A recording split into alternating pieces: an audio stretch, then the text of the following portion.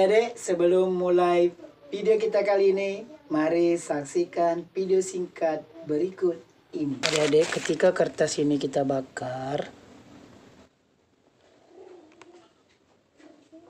maka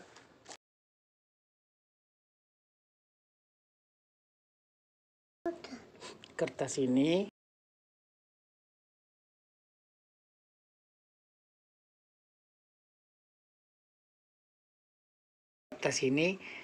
akan menjadi zat yang baru, yaitu abu. Zat baru ini tidak akan bisa kembali ke bentuk semula dan sifatnya berbeda dengan kertas sebelum dibakar. Berbeda dengan batu es ini. Ini batu es. Ketika batu es ini mencair, maka dia akan kembali ke bentuk semula awalnya sebelum dia membeku, yaitu air. Bentuk dan sifatnya sama seperti semula. Assalamualaikum warahmatullahi wabarakatuh. Jumpa lagi di channel Global Eksakta, tempat nyaman belajar sains dan matematika.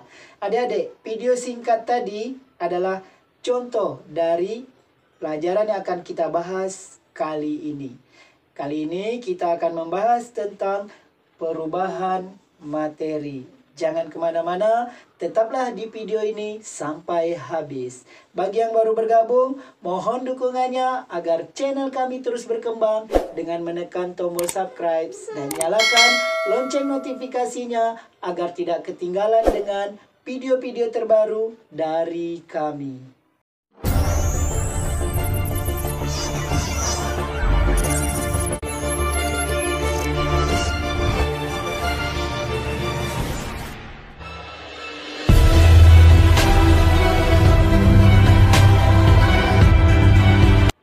Adik-adik, dari video singkat tadi dapat kita amati bahwa kertas terbakar sehingga menghasilkan zat baru, yaitu abu. Dan ini tidak bisa kembali ke zat semula, tidak bisa kembali menjadi kertas.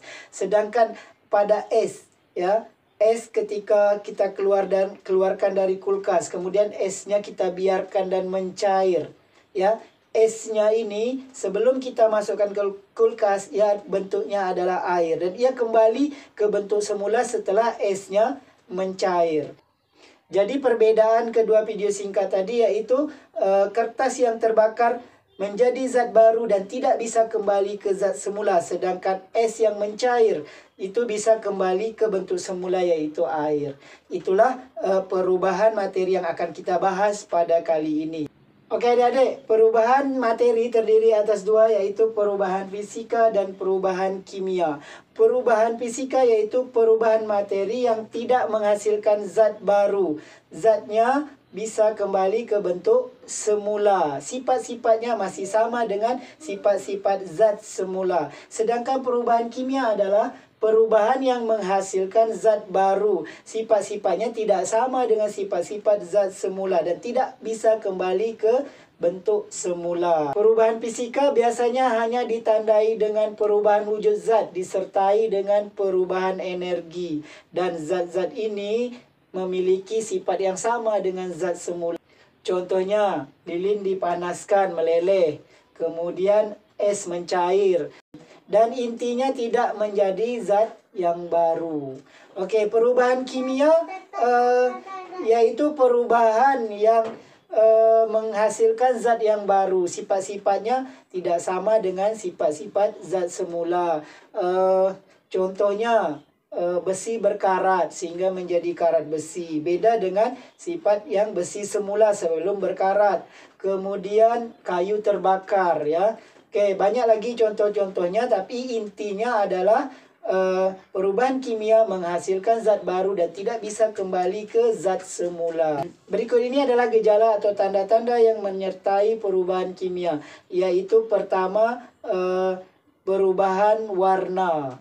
Contohnya, ketika buah berubah warna dari hijau, ketika masak dia berubah menjadi merah. Itu adalah ciri-ciri bahwa telah terjadi perubahan kimia. Kemudian perubahan suhu yang kedua. Kemudian yang ketiga adalah terbentuknya gas. Oke, contohnya pada pembakaran kertas tadi ya.